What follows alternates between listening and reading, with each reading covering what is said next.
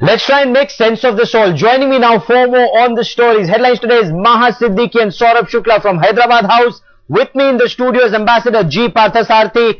Maha, there is forward movement, at least when it comes to cross LOC, CBM's easier visa regime, perhaps more cricketing ties and more media interaction between the two countries. Yes, absolutely, Gaurav. If I can read out the joint statement that I have with me at the moment, it says that they have decided to convene a meeting of the working group on cross LOC CBMs on the 19th of July. They have also spoken about the visa agreement. They have said that it has been finalized and that they have decided to work on it for its early signing. Apart from that, they have also said that they will promote cooperation in fields of facilitating visits to religious shrines and cessation of hostile propaganda against each other. One important point that I'd like to point out here, Gaurav, is that the joint statement also puts a month to the meeting of the External Affairs Minister. It says that they are going to meet in September this year. Remember, the dates were not pinpointed earlier on. It was decided that the External Affairs Ministers will meet this year, but there was some confusion earlier on, which has been cleared in this, that it will be done in September of this year. Okay, because in July there's presidential elections and foreign minister would want to vote there. Saurabh, on India's core concern of terror, clearly Pakistan continues to live in denial. We haven't been able to achieve anything there. Absolutely, Gaurav, as headlines today broke first, that, when Mr. Mathai raised the issue of Abu Jindal's confessions, he told Mr. Jilani very clearly that there is an urgency that has been added following these revelations that have come out, that the role of state actors should be probed, to which Mr. Jilani clearly rejected that, saying that no state actors was involved in any terror attack in India. That's an old Pakistani tactic. Another thing I must tell you, which happened closed doors, when India raised the issue of terrorism of Abu Jindal confessions, Pakistan countered by saying that what about Samjhauta?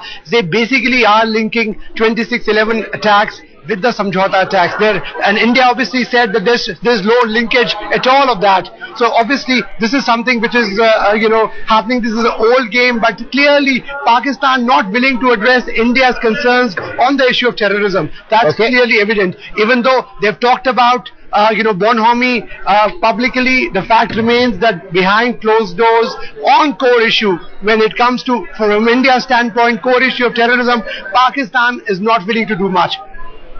That's rather sad. Ambassador Parthasarthi, even if we were to talk about Samjhauta, the suspected perpetrators are behind bars. They're ostracized by society. Listen, when it comes to 26/11 Mumbai terror attacks, Hafiz Mohammed Saeed enjoys state patronage. I am surprised that the Indian delegation accepted this equivalence. Samjhauta was a terrorist attack carried out on Indian soil, in which we suspect Indians may have been involved, and that's the case going on. It was not a question of an Indian going to Pakistan and holding Lahore to ransom. True. In the case of Mumbai, it was a clear case of terrorists from Pakistan crossing an international maritime boundary, coming into India and killing Indians in India. There is no question of equating the two, and I am surprised that we take such a we even allow the Pakistanis to mention this to us. It shows we are not aggressive enough in our diplomacy. Indeed, and why is that the case, sir? You've been High Commissioner to Pakistan, you've been posted in the Ministry of External Affairs also. When we talk about the Union Home Minister, P. Chidambaram, he calls a spade, he lays it the way it is. Why does our External Affairs Ministry, perhaps the Minister, perhaps the Foreign Secretary, soft pedal or appear to be soft pedaling the issue of terror? I think they think they are being smart. That yes, present a soft side while talking. But the Pakistanis go back with the impression very clearly that there are differences within the Indian side, and that perhaps the Prime Minister's office in the External Affairs want a soft line, while Home and Defence want a tougher line. So I think this talking in different voices, fudging issues, as we have done today in this press conference, does not help. To say that we recognize each other's concerns on terrorism, what nonsense. In Pakistan suffers from terrorism.